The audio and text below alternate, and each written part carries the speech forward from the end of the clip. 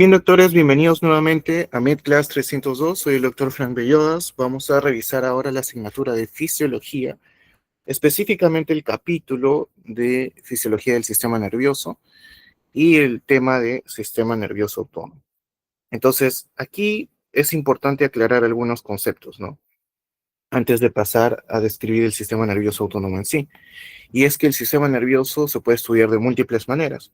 Por ejemplo, desde el punto de vista anatómico, el sistema nervioso clásicamente lo dividimos en sistema nervioso central y sistema nervioso periférico, donde el sistema nervioso central está formado por el encéfalo, el tronco encefálico y la médula espinal, ¿no? Y la médula espinal. Entonces, esas serían las partes del sistema nervioso central. Y el tronco encefálico, a su vez, se divide, ¿no?, en mesencéfalo, puente o protuberancia y el bulbo raquídeo, ¿no? O médula oblongada también llamado bulbo raquídeo. Muy bien. Entonces, ese clásicamente vendría a ser el sistema nervioso central. Y el sistema nervioso periférico, que va a estar formado principalmente por los conjuntos de axones, que van a ser los nervios, y los conjuntos de cuerpos neuronales de la periferia, que van a ser los ganglios. Esa es una forma de estudiar el sistema nervioso. Entonces, ustedes van a ver muchas veces estos términos, ¿no? Sistema nervioso central, sistema nervioso periférico. Muy bien. Ahora, otra forma de estudiarlo desde el punto de vista funcional es que el sistema nervioso va a poder dividirse en el sistema nervioso que es voluntario, es decir, el sistema nervioso somático, donde percibimos, ¿no?, gracias a la modalidad de la sensibilidad, percibimos el exterior de forma consciente y podemos emitir señales también hacia el exterior de forma consciente, hacia los músculos esqueléticos, por ejemplo, señales motoras, ¿no?, para poder movilizar el cuerpo. Entonces, de eso se encarga el sistema nervioso somático. Pero hay un sistema nervioso que es inconsciente y va a ser el sistema nervioso autónomo. Entonces, aquí está el sistema nervioso autónomo. Ahora, el sistema nervioso autónomo va a tener tres modalidades principales, ¿sí?, que en realidad solo vamos a estudiar dos ahora, que son el sistema nervioso simpático y el sistema nervioso parasimpático. Porque el otro sería el sistema nervioso entérico, que es también conocido como el cerebro del intestino, ¿no? Y es que el que favorece, o mejor dicho, el que origina el peristaltismo basal. Entonces, en el sistema nervioso entérico estaría los plexos submucoso y plexo mientérico, ¿no? Eso sería en relación con el sistema nervioso entérico. Muy bien. Entonces, así describimos al sistema nervioso autónomo. Van a ver que en algunos textos consideran al sistema nervioso autónomo como parte del sistema nervioso periférico, pero en realidad hay núcleos del sistema nervioso autónomo que están en el sistema nervioso central, o sea, son dos divisiones distintas, son dos formas, dos enfoques distintos, mejor dicho, dos enfoques distintos de estudiar el sistema nervioso. Pero el sistema nervioso autónomo va a tener neuronas tanto en la periferia como en el sistema nervioso central. Acuérdense de eso. Entonces, eso es lo que vamos a estudiar el día de hoy. El sistema nervioso autónomo en sus modalidades del simpático y del parasimpático. Muy bien. Entonces, vamos a empezar con el sistema nervioso simpático, por ejemplo. El sistema nervioso simpático es también llamado toracolumbar. ¿Por qué? Porque si nosotros esquematizamos, vamos a ponerlo de otro color, sistema nervioso simpático. Entonces, si nosotros esquematizamos un corte transversal de la médula espinal, que sería más o menos así. Recuerden la sustancia gris en forma de H. Muy bien. Y el canal central más o menos se vería así. Recuerden que la médula espinal, así como tiene estos, vamos a colocarlo de color gris, estas astas posteriores y estas astas anteriores, hay regiones de la médula espinal donde esta sustancia gris también agrupa los cuerpos neuronales en unas astas llamadas las astas laterales. Entonces, esas astas laterales contienen los núcleos de neuronas que van a formar parte del sistema nervioso simpático. Entonces, vamos a esquematizarlas. Aquí, por ejemplo, habría una neurona que va a hacer sinapsis muy cerca de la médula espinal, en una cadena que agrupa otros cuerpos neuronales. Es decir, recuerden, cuerpos neuronales en la periferia, ¿cómo se llamaban? Ganglios. Entonces, a esta cadena la llaman cadena ganglionar. Aquí hay un ganglio de la cadena simpática, que se interconectan con otros ganglios y así van formando una larga cadena simpática. ¿Dónde podemos encontrar esto? Lo encontramos de los segmentos medulares desde T1 a L3. Entonces vamos a colocarlo así, T1 hasta L3. Como agrupa segmentos medulares torácicos y lumbares, aquí estamos hablando del sistema nervioso simpático o tóraco-lumbar. Por eso también se le llama tóraco-lumbar. ¿Sí? Muy bien. Ahora, esta neurona que llegó con su axón a hacer sinapsis en el ganglio de la cadena simpática, le da la información a esta nueva neurona, esta segunda neurona, que lleva la información, que va a pasar la información, mejor dicho, a un lugar más lejano. Entonces, vamos a tener aquí un lugar más lejano, que van a ser usualmente las glándulas, va a ser usualmente músculo liso, puede ser músculo cardíaco, ¿no? Entonces, va a llegar acá, al órgano efector. Vamos a poner, por ejemplo, músculo liso. Sí, músculo liso. Sí, músculo liso. Muy bien. Entonces, así es como llega la información desde el sistema nervioso simpático hacia el exterior. ¿Sí? Ahora, estas neuronas van a recibir nombres también, ¿no? Esta neurona de acá, vamos a colocar esta neurona de color morado, como está antes del ganglio, ¿cómo creen que se va a llamar? Es llamada neurona preganglionar. Y esta neurona que está acá es llamada neurona postganglionar. Muy bien. Entonces, con eso hemos visto más o menos las características de estas sinapsis. La neurona preganglionar vemos que es más corta. En cambio, la neurona postganglionar es más larga, ¿sí? Más larga. En el sistema nervioso simpático. Muy bien.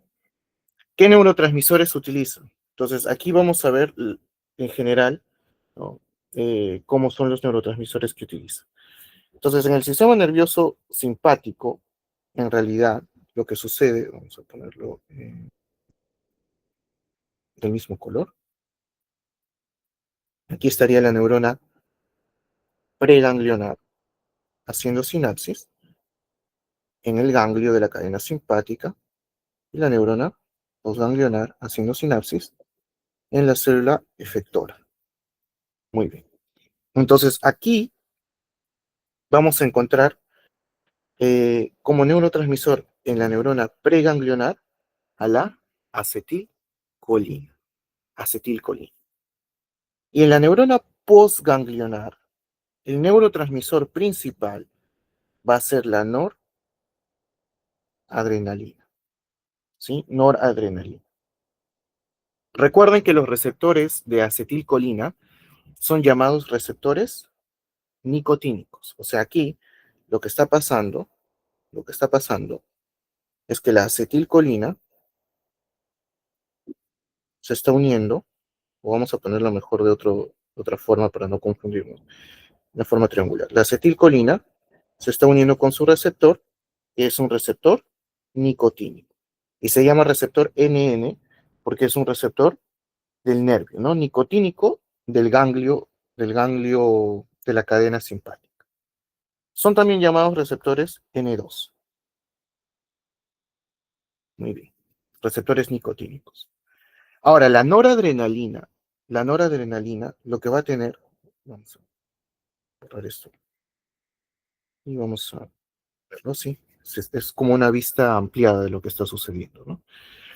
En la célula efectora, lo que va a suceder es que va a haber receptores, más bien, para la noradrenalina, ¿no? Entonces vamos a ponerlas así. Vamos a poner este receptor así, y así, aquí estaría la noradrenalina.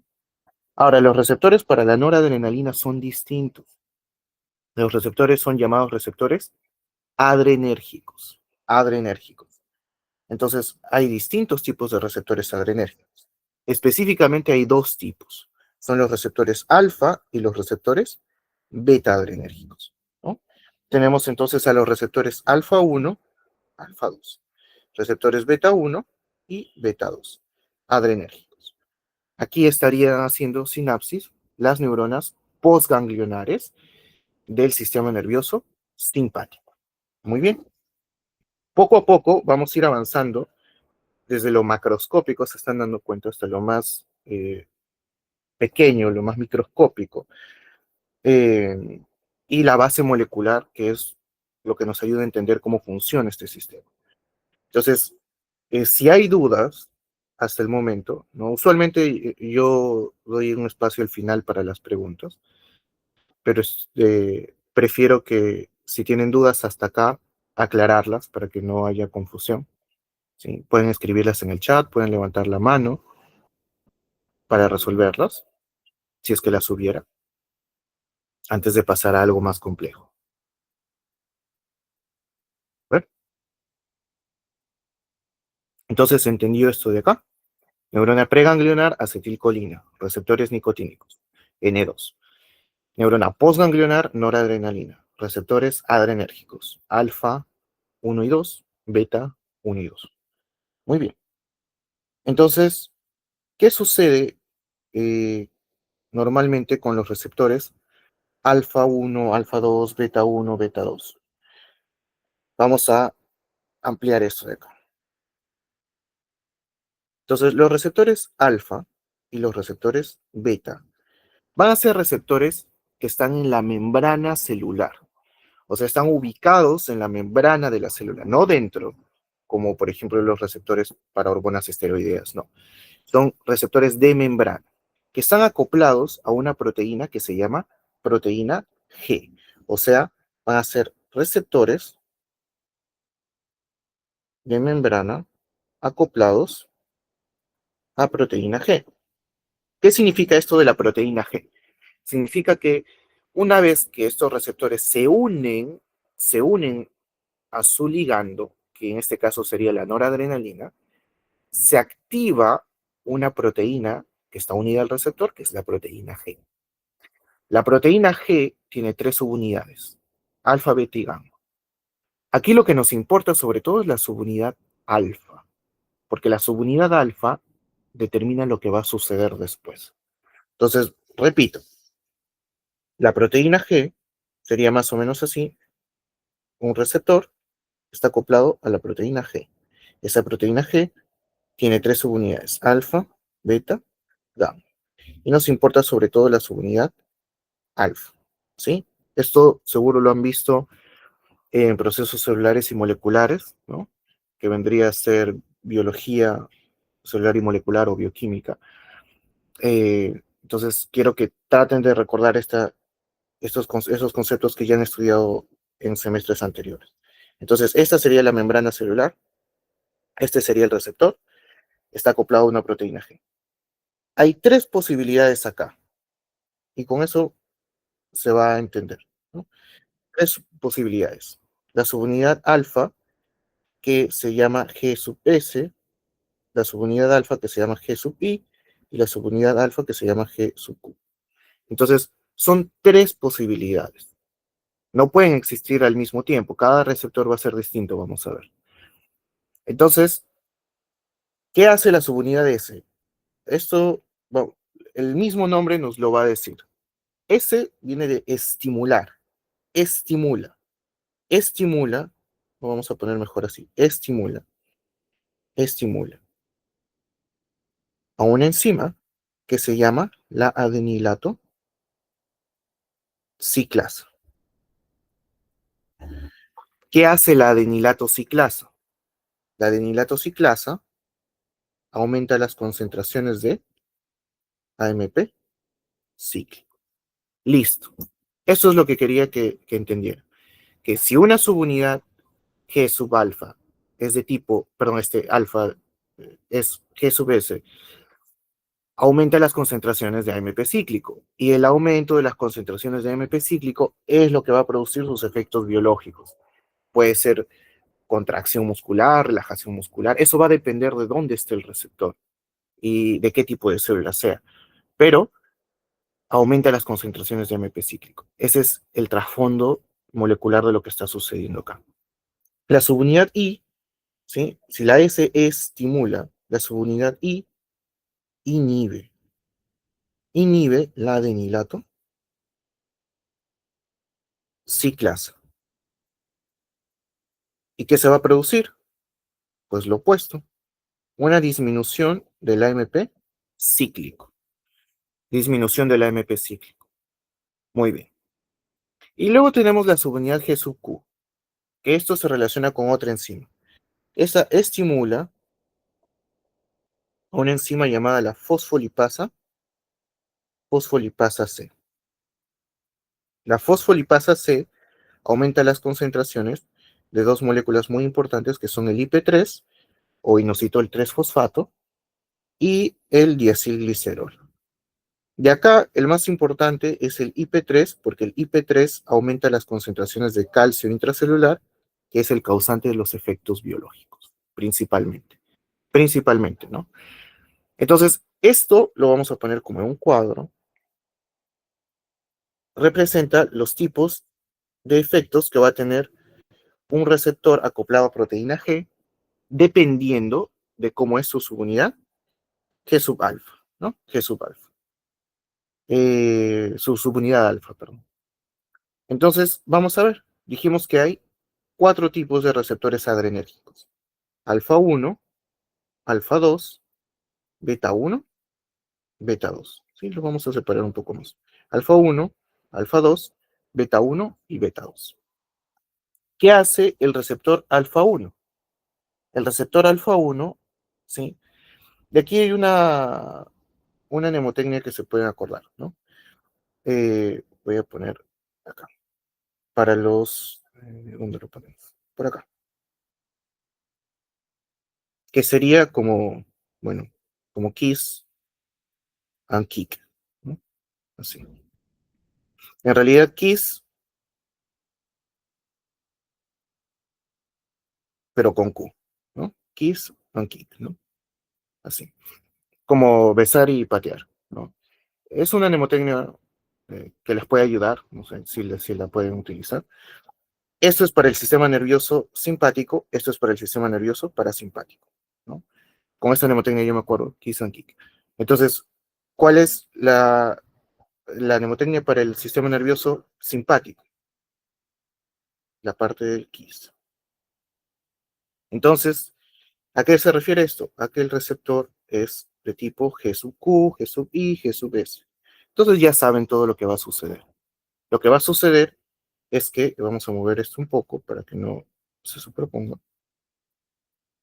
Lo que va a suceder es que al activarse los receptores alfa 1 producen aumento de IP3 y diacilglicerol, lo que condiciona aumento del calcio intracelular. Porque activaron la fosfolipasa C, ¿no? Aquí va a producir una disminución del AMP cíclico. Aquí va a producir un aumento del AMP cíclico.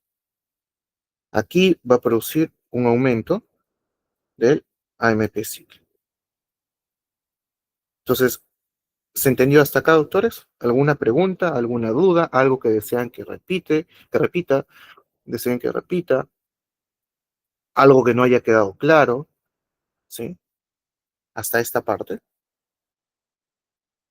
Tenemos receptores alfa 1, alfa 2, beta 1, beta 2. Ya saben cómo actúa cada uno de ellos, ¿sí? Muy bien. A ver, voy a leer si hay preguntas. Bueno, creo que no hay preguntas entonces hasta el momento. Esto es lo que está sucediendo entonces en el sistema nervioso simpático, ¿no? En el sistema nervioso simpático. Muy bien. Vamos a pasar entonces al sistema nervioso parasimpático. Y vamos a hacer algo parecido, ¿no? La misma dinámica. Sistema nervioso parasimpático. Entonces, ¿dónde se originan las neuronas preganglionares? Ah, acá es distinto. No es solo, no es solo en la médula espinal, sino que va a originarse también de nervios que vienen específicamente del encéfalo. Entonces vamos a esquematizar el encéfalo. Específicamente, sí, del tronco encefálico, ¿no? Entonces aquí va a estar un ejemplo de una neurona, ¿no? Que tiene que llevar la información hasta muy lejos, porque imagínense, si está en el encéfalo, tiene que ir hasta un órgano, imagínense que es el colon ascendente, tiene que llegar hasta el colon, y recién cerca de su órgano efector, vamos a poner, recién cerca de su órgano efector, hace sinapsis con la neurona postganglionar. Y ahí ya con la célula efectora, ¿no? La célula efectora, que puede ser una célula muscular lisa, por ejemplo. Muy bien. Ahora, eso es para lo que está en el encéfalo. Y para lo que está en la médula espinal, lo mismo, esquematizamos un corte transversal de la médula espinal, la sustancia gris en forma de H y las astas laterales. Aquí las astas laterales no son las torácicas y lumbares, ojo, son las sacras.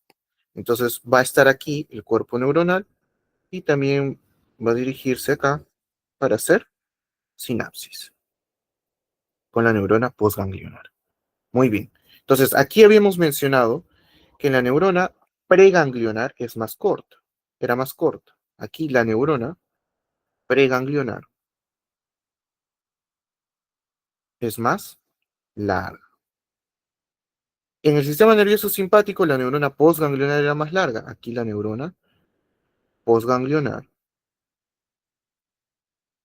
es más corta.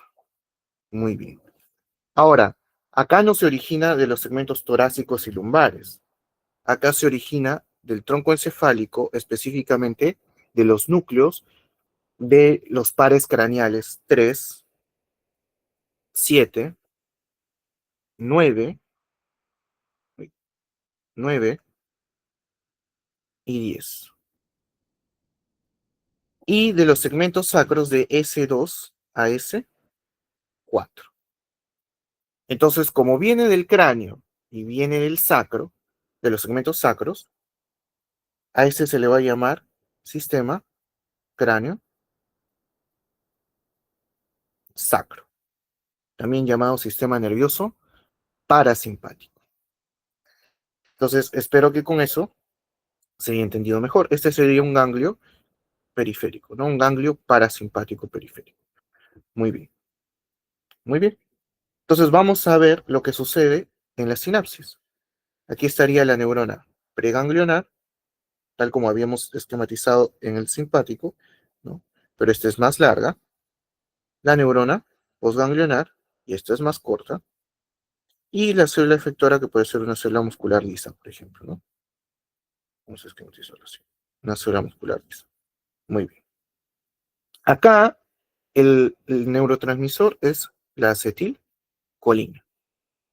Y acá el neurotransmisor es también la acetilcolina. Entonces, tanto en la preganglionar como la postganglionar. Solo que hay una gran diferencia en los receptores, ¿sí? Entonces, acá lo que sucede es que el receptor de acetilcolina, dijimos, es como el del ganglio, ¿no? Es un receptor N, N, o sea, es un receptor nicotínico. Entonces, al ser un receptor nicotínico, también es llamado el receptor N2, ¿sí? Así como acá. Muy bien. Y ahí se está uniendo la acetilcolina. Y lo que ocurre en el sistema, perdón, en la periferia, en el sistema nervioso parasimpático, es que la acetilcolina se une con un receptor, pero es un receptor distinto. Es un receptor de tipo muscarínico. Son receptores M, son receptores muscarínicos. Entonces, este receptor es un receptor muscarínico, que hay distintos tipos de receptores muscarínicos. Por ejemplo, receptores M1, M2 y M3, que van a ser los principales. Muy bien. Entonces, con eso tenemos receptores M1, M2 y M3, que son receptores del sistema nervioso parasimpático.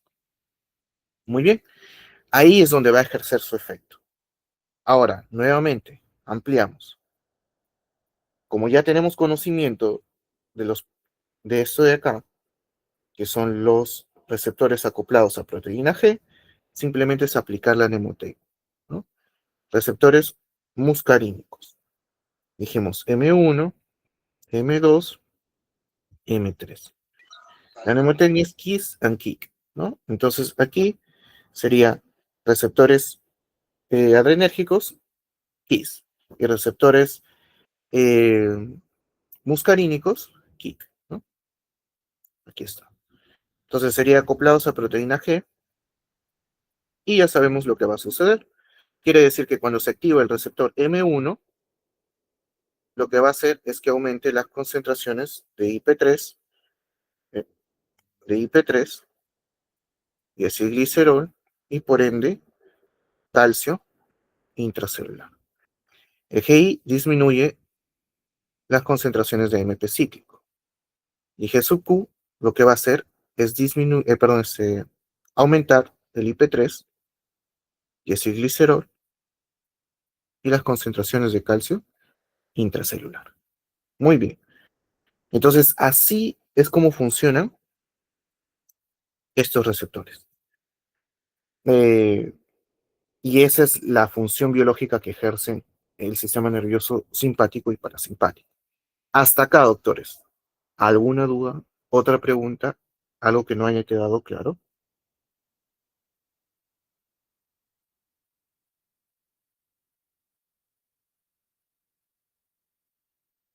Todo claro, doctor.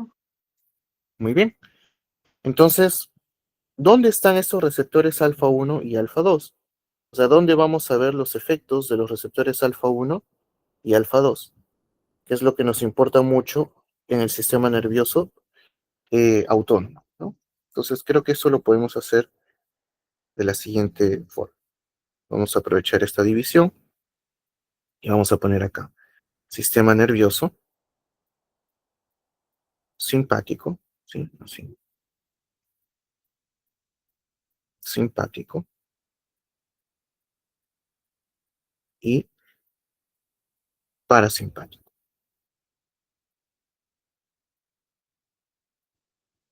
Entonces aquí lo que podemos hacer es una división adicional.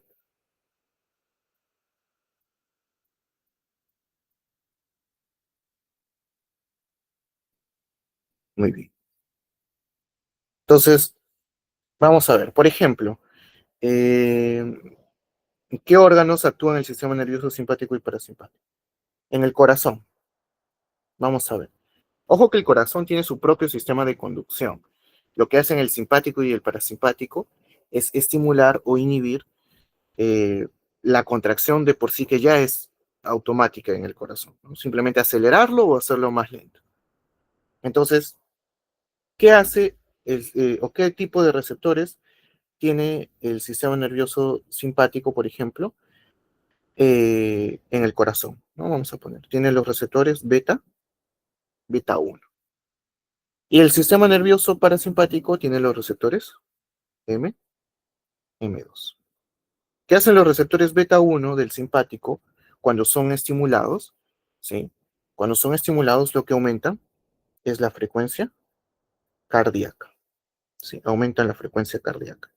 Aumentan la contractilidad.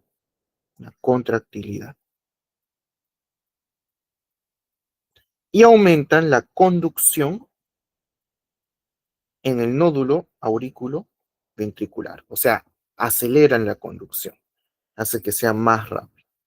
En otras palabras, el corazón late más rápido, ¿sí? Con más fuerza y tiene una mejor conducción cuando es estimulado por el sistema nervioso simpático. Y eso es por efecto de sus receptores beta 1. En cambio, con el parasimpático, lo que va a suceder es lo opuesto. Al estimular los receptores M2, va a disminuir la frecuencia cardíaca, va a disminuir la contractilidad y disminuye la conducción en el nódulo auriculoventricular. Entonces lo hace más lento, más lento. Eso es lo que hace el sistema nervioso autónomo en el corazón. Muy bien. ¿Qué más tenemos, por ejemplo? En el músculo liso vascular, o sea, en el músculo liso de los vasos sanguíneos. ¿Sí? Por ejemplo, en el músculo liso de los vasos sanguíneos es muy importante el efecto de los receptores alfa 1. ¿Sí? El sistema nervioso parasimpático no tiene receptores en el músculo liso vascular, solo el simpático. ¿Y qué hace? Genera vamos a ponerlo más al centro, vasoconstricción, vasoconstricción del músculo liso. Entonces, eso es lo que hace el sistema nervioso simpático, vasoconstricción en el músculo liso vascular. Muy bien. ¿Dónde más actúa el sistema nervioso autónomo? Pues actúa también en el tracto gastrointestinal. Entonces vamos a esquematizar el estómago, los intestinos, ¿no? De manera esquemática esto representa el sistema digestivo. ¿Qué hacen los receptores adrenérgicos, ¿no? Aquí sobre todo los receptores alfa 2 y beta 2. ¿Sí? Receptores alfa 2 y beta 2. Lo que hacen es disminuir la motilidad gastrointestinal. O sea, relajan el músculo liso del intestino. Causan disminución del peristaltismo. El sistema nervioso simpático. En cambio, el sistema nervioso parasimpático, cuando activa sus receptores M3, lo que va a hacer es aumentar la motilidad gastrointestinal. ¿Sí? Aumenta la motilidad, aumenta el peristaltismo. Por eso es que favorece la defecación, el parasimpático. Piensen, si favorece la defecación, ¿qué necesitará hacer el parasimpático con los esfínteres? ¿Relajarlos o contraerlos? Va a necesitar relajar. Relaja el esfínter anal interno, por ejemplo. Relaja los esfínteres. Entonces, favorece la defecación. En cambio, el sistema nervioso simpático hace lo opuesto. Sobre todo con su receptor alfa 1, contrae los esfínteres. Muy bien. Entonces, eso es lo que hace en el tracto gastrointestinal. Muy bien. ¿Dónde más actúa el sistema nervioso autónomo? Por ejemplo, en el músculo liso de los bronquios. Vamos a esquematizar aquí la carina, que es donde está terminando la tráquea. Bronquio principal derecho, bronquio principal izquierdo. Entonces vamos a imaginar que estos son los bronquios y los bronquiolos, que son mucho más pequeños. Y vamos a ver que aquí, por ejemplo, los receptores beta 2 del sistema nervioso simpático genera broncodilatación. ¿Por qué? Porque van a relajar el músculo liso bronquial. Relajan el músculo liso bronquial. Y en el sistema nervioso parasimpático tenemos a los receptores M3, que producen más bien broncoconstricción. Broncoconstricción. Por eso es que un fármaco muy utilizado en el asma, que es un beta 2 agonista, o sea, estimula los receptores beta 2 de los bronquios, es el salbutamol, que producirá broncodilatación. Abre los bronquios para que pueda pasar el aire y el paciente va a mejorar sus síntomas, ¿no? Muy bien. Muy bien. ¿Qué más, con qué más se relaciona el sistema nervioso autónomo? Por ejemplo, en los varones, ¿sí? En los varones, en el sistema reproductor. Los receptores alfa del sistema nervioso simpático, o sea, el sistema nervioso simpático estimula la eyaculación. En cambio, el sistema nervioso parasimpático estimula la erección por sus receptores de tipo muscarínico en general, ¿no? Los tres tipos. Entonces, eso es en el sistema reproductor masculino. Eyaculación simpático y erección parasimpático. Muy bien. ¿Qué también vamos a tener en las vías urinarias? Por ejemplo, en la vejiga. Vamos a esquematizar la vejiga y aquí la uretra. ¿Sí? Entonces, ¿qué va a hacer con la vejiga? Con el músculo detrusor de la vejiga, que es el que la contrae, ¿no? ¿Qué hace el sistema nervioso simpático? Con sus receptores beta 2, relaja, relaja, vamos a poner, relaja el músculo detrusor. Entonces, el músculo detrusor, si no se contrae, no va a expulsar la orina. Quiere decir que el simpático más bien impide la micción, ¿no? Impide la micción. Entonces, para terminar de bloquear la micción, ¿qué tengo que cerrar? Tengo que cerrar el esfínter. Entonces, contrae el esfínter urinario gracias a sus receptores alfa 1. Contrae el esfínter. Muy bien. Entonces, ¿qué hará el parasimpático? Lo opuesto, ¿no? Lo opuesto lo hace con los receptores M3 y los receptores M3. O sea, va a contraer el músculo detrusor, contrae, ¿no? Y acá va a relajar el esfínter para que pueda salir la orina. Entonces, ¿qué concluyen de acá? Que el sistema nervioso parasimpático favorece la micción y la defecación. ¿Es importante saber esto? Claro que sí, porque quiere decir que si ustedes, imagínense que tienen un paciente con uropatía obstructiva y le dan un medicamento que bloquea el sistema nervioso parasimpático, pueden empeorar la obstrucción. ¿Por qué? Porque están bloqueando el parasimpático y el parasimpático es necesario para la micción. Pueden producir retención urinaria, por ejemplo. Si a un paciente que recién se ha operado le doy fármacos que bloquean mucho el parasimpático, también puedo bloquear la defecación. Y eso es muy importante en los pacientes que recién se operan, no esperar que pueda hacer sus deposiciones lo más pronto posible. Entonces, puede ser peligroso, ¿no? Por eso es muy importante entender esto.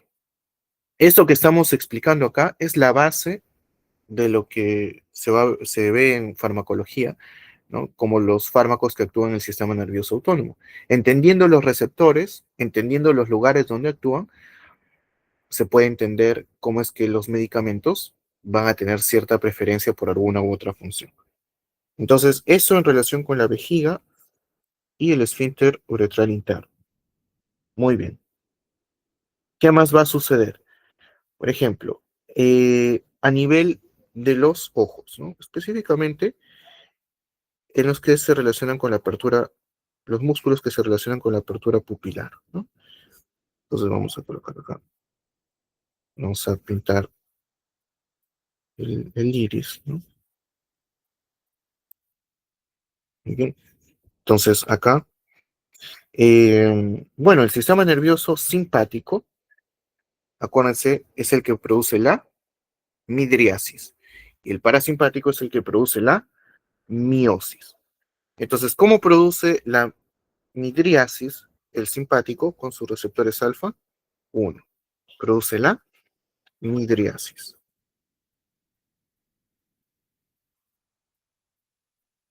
¿Y cómo produce la miosis el parasimpático con sus receptores muscarínicos? Importante para ver las pupilas cuando, o sea, contracción y dilatación de las pupilas, ¿no? Midriasis es dilatación de las pupilas, miosis es contracción de las pupilas. Importante, por ejemplo, cuando sospechemos de alguna intoxicación, por ejemplo, con bloqueadores del parasimpático o activadores del parasimpático, o activadores del simpático, bloqueadores del parasimpático. O sea, ver la pupila nos puede ayudar mucho, porque con eso razonamos cuál podría ser. Ahora, ¿por qué se dilata la pupila? Porque se estimula al músculo que se llama el músculo radial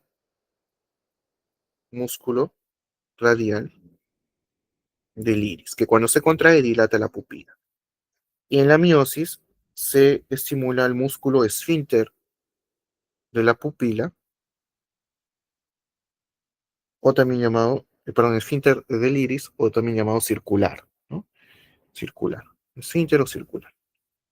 Muy bien, del iris. Muy bien, entonces eso es lo que sucede. Bueno, son los principales efectos del sistema nervioso simpático y del parasimpático. Adicionalmente, algo que sí puede ser muy importante entender es que las glándulas sudoríparas son una excepción. Vamos a poner aquí una gota de sudor, ¿sí? ¿Qué significa? Que en las glándulas sudoríparas son estimuladas por el simpático, ¿sí? Por el simpático, pero utilizando la receptores muscarínicos. Es una excepción en el simpático, en el que el simpático utiliza receptores muscarínicos. Son las glándulas sudoríparas. Entonces aumenta la sudoración. Es una excepción. Por eso es que cuando hay, en este caso, bloqueo del sistema nervioso, o mejor dicho, perdón, estimulación del sistema nervioso simpático, hay aumento de la sudoración. Pero esto es mediado por la acetilcolina en las glándulas sudoríparas. Si nosotros bloqueamos la acetilcolina, vamos a bloquear también la sudoración. No al todo el simpático, no, solo la sudoración del simpático. Y de pasada bloqueamos al parasimpático, ¿no? No sé si me he dejado entender. Entonces, esto es este cuadro, practíquenlo, acuérdense, ¿no? Las diferencias entre las funciones del sistema nervioso simpático y parasimpático. ¿Cómo lo hace? Ya saben molecularmente, porque sus receptores son receptores acoplados a proteína G, ¿sí? Entonces, recuerden que la fisiología es la base de todo. Si ustedes dominan bien la fisiología del sistema nervioso autónomo, van a entender muchísimo mejor la farmacología del sistema nervioso autónomo. Y van a poder entender también cómo, cuándo y cómo utilizar los fármacos, ¿no? Muy bien. Voy a detener la grabación.